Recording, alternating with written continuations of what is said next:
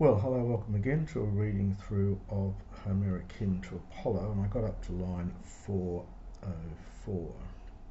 So in the story thus far, Apollo has turned himself into a giant dolphin, jumped on board the ship, and the sailors are sitting there in terror of this monster, this portent.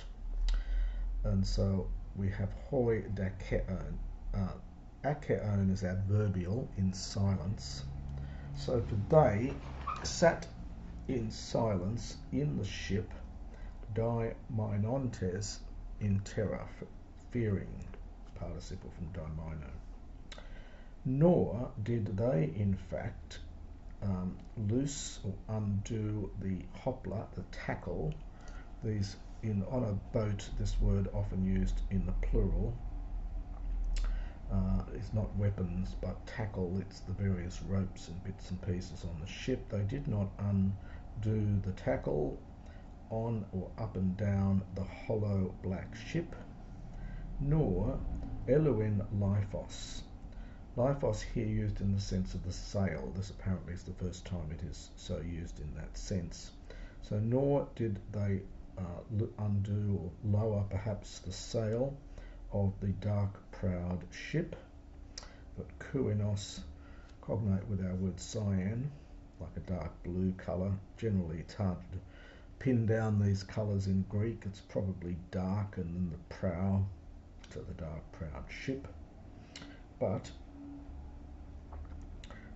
hos and hos here, so just as at first, a bit slightly vague here because it's from kathistemi, appropriately vague term. It's perhaps something like they had fixed the sail or fixed the direction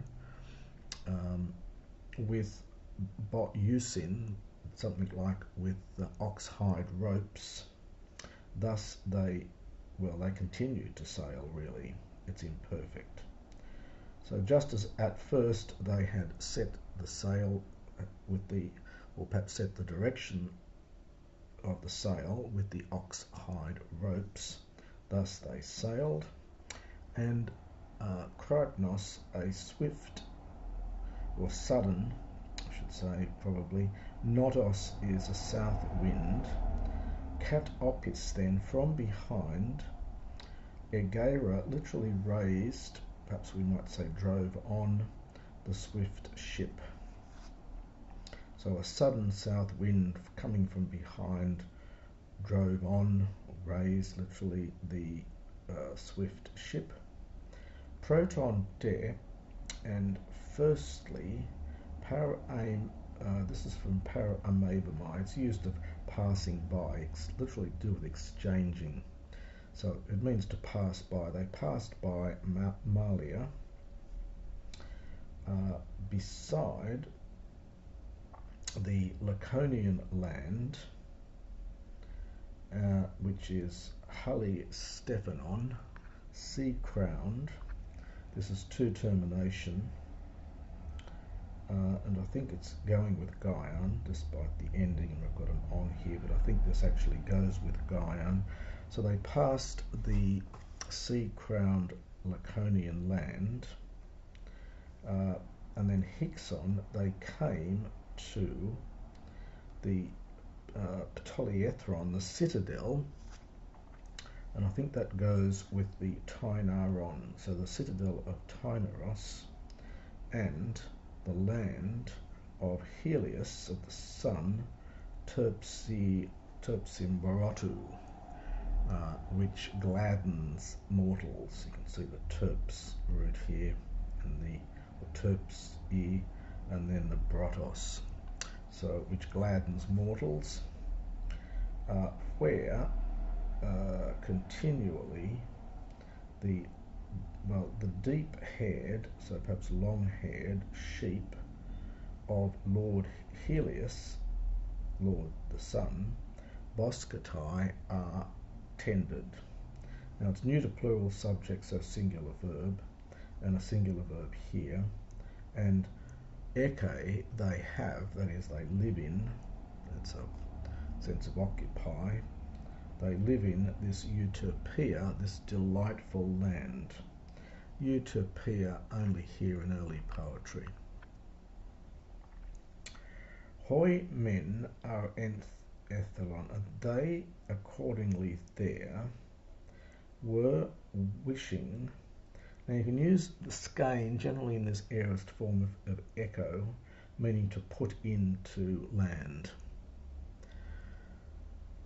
So they there wished to put the ship into land, and Apolbantes, and having disembarked from Apobino, Thrasicestai, so something like to contemplate this great marble. This is of course Apollo in the guise of the dolphin, and to see it with their eyes. So to see with their eyes if the peleron, this monster, this monstrous thing, probably future here, will remain dapedoisi on the decks, well, plural for singular, on the deck. Dapedos is normally used in Greek meaning the floor, or the ground, or the floor. This is the only time it's used here in the sense it's the floor of the ship, and so hence the deck of the hollow ship.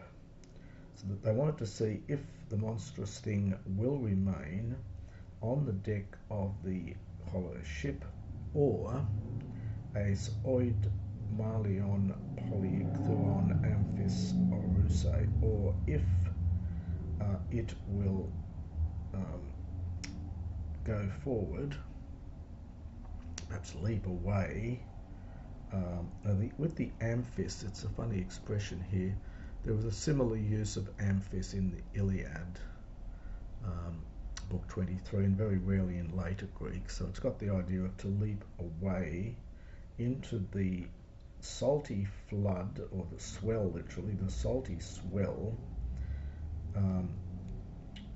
which is polyichthuon, with many fish. Polyichthuon is a hapax legomenon, it's only here. There are similar words, but this particular form is only here. So to see whether we do that, or it will leap away, understand, from the ship into the sea swell with its many fish.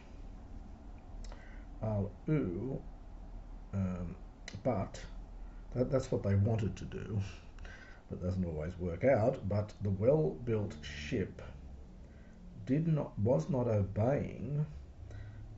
in obedience to the paidalioisi. Well, normally paidalion is an oar, so it's probably the steering oars here. Could translate it with the tiller, but it is actually the oars that you use to steer the boat with. But paraek with the ekusa, I think these go together. So it's something like keeping fertile Peloponnesus, Parek on one side. It went on its journey, and the far-working Lord Apollo directed Ithmethune it easily panoie with a breeze, with a wind. He de Presusa Keleuthon, and it, this is the ship, I think. Well, Presusa, probably something like completing its journey, performing its journey, might be better there.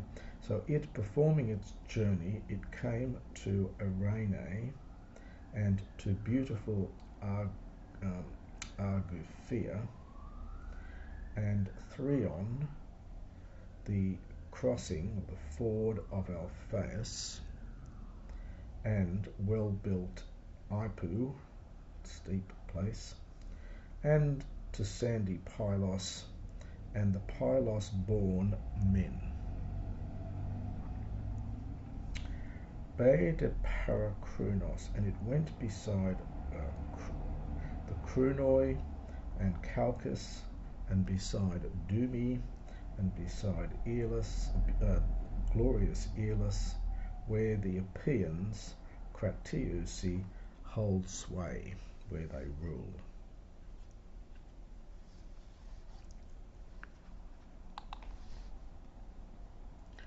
Ute and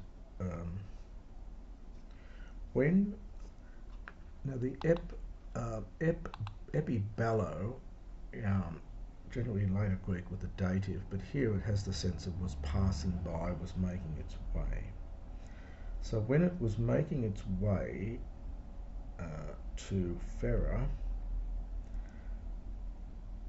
Agalomene, literally rejoicing in the fair wind, the fair breeze, the Uros of Zeus, also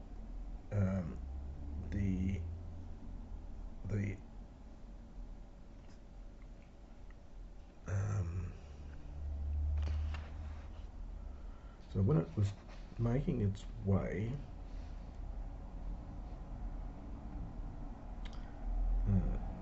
the Hupek, out from under the clouds, out from under the clouds, the steep mountain of Ithaca appeared for them. So I have it slow there. So out from under the clouds, the steep or lofty mountain of Ithaca appeared, Svi for Spisin, for them. And Dulichian and Sami and woody Zakynthos.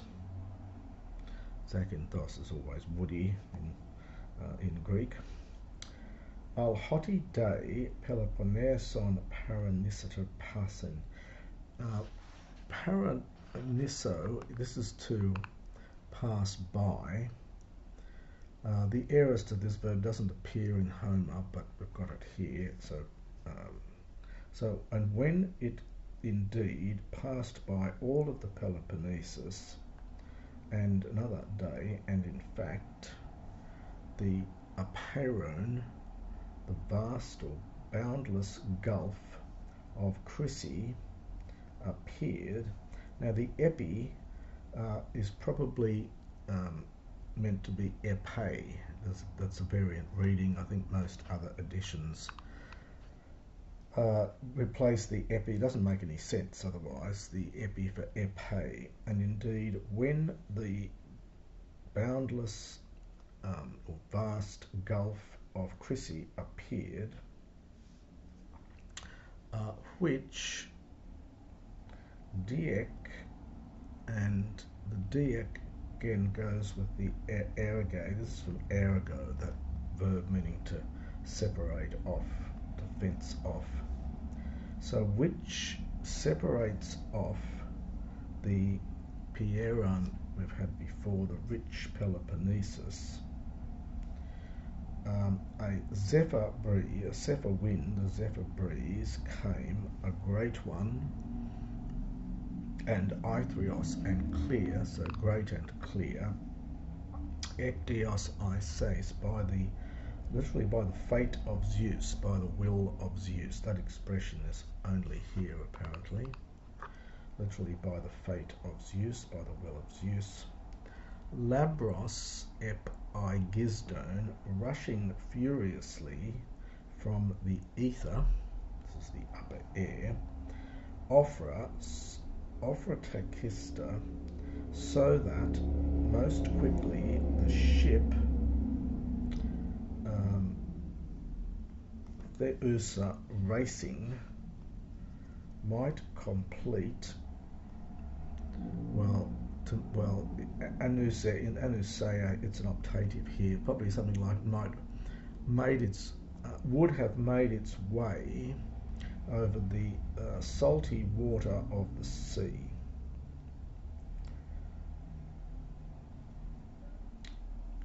So just to do that little bit again, so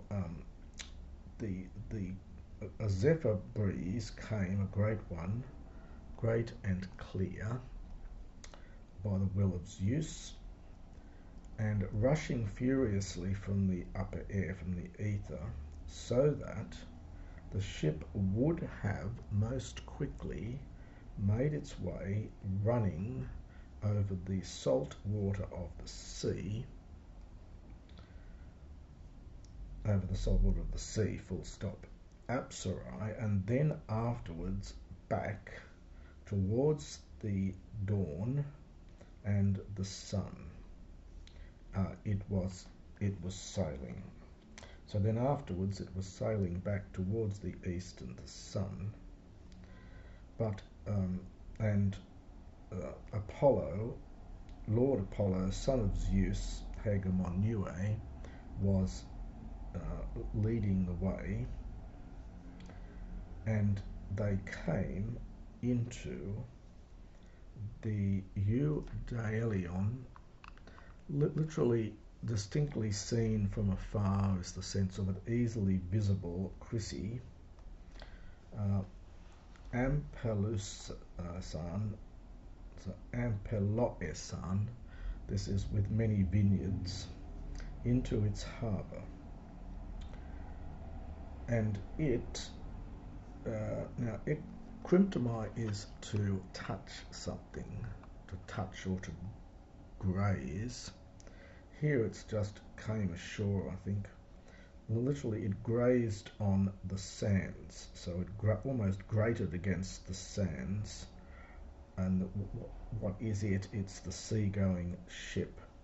So in the seagoing ship, well, it's almost grated against or touched against the sands.